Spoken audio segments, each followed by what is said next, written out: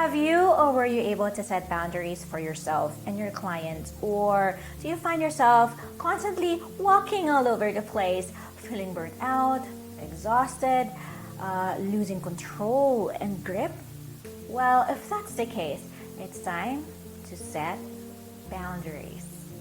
Hey there, Kassy here. Once again, we're back for another Mindset Monday where we get to talk about anything and everything about work-life integration and the mindset you need to accelerate your growth, progress, and income. All right, so I always receive this question. Kassy, is there a way to set boundaries? Isn't it too late? Before we dive into the how and the learning that I personally have experienced and would want to share with you, I'd want to set the meaning of boundaries first. Is that okay? Okay, great. Boundaries basically is a process of determining what behavior you will accept from others and what will you not, okay? It's encompassing personal, professional, physical, and emotional.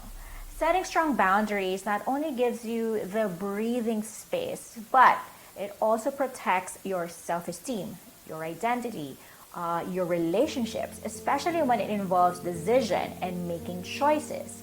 It's a way of communicating and managing expectations, setting intentions, and an environment where everyone understands and respects with compassion and empathy.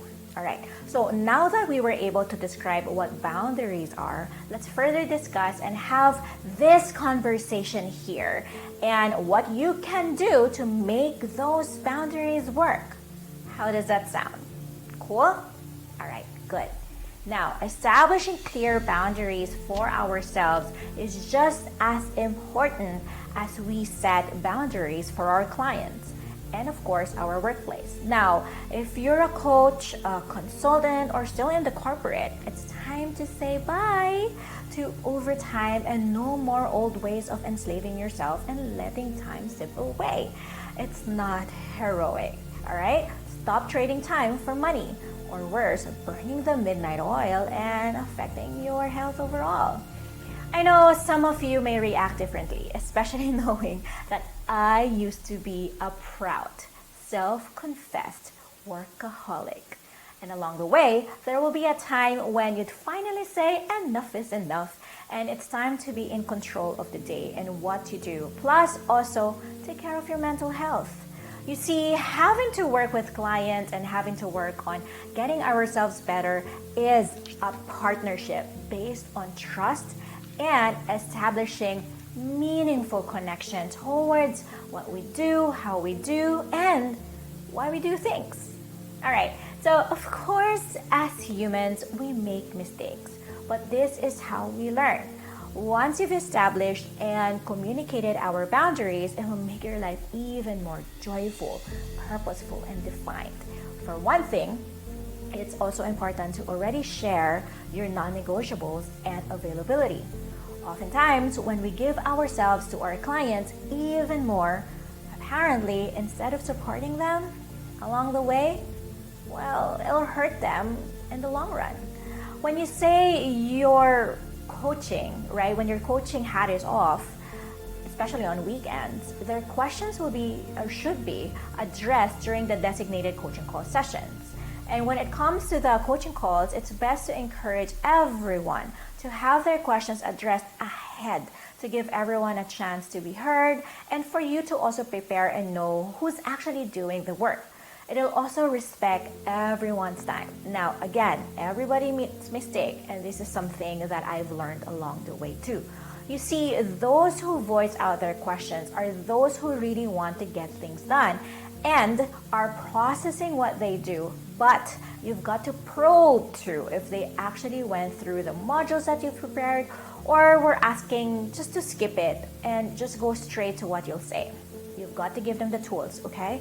And confidence to inquire for their growth and to actually make things happen. You have to set them up for success. Next, let's talk about commitments. Everything is an exchange of energy. When they signed up, you show up responsibly too. And they too will. If they don't, here's the thing. It's not a reflection of lack from your end, but rather a lack of commitment from theirs. It shows their character on what they prioritize, and it's your responsibility to still treat them as adults and not be caretakers or babysitters. Okay, wait, I know. Some of us goes through this rabbit hole of, okay, but what am I gonna do, Kassy? I really get to take care of them. Sure, I get you. Although, of course, as individuals, sometimes there are some exceptions. But even with those exceptions, set boundaries on up until when is it tolerable and when do you call them out when it comes to how they show up. Okay, remember this. Those who badly want transformation will commit to transformation. Those who keep on making decisions according to their now, this reality, or the past will have a hard time to step onto the future that they desire. Now, is it on you? No, definitely not. It's on them. Okay, let's talk to another one. Contracts. Contracts are binding. Don't allow clients to bully you to give them what they want for or else conditions.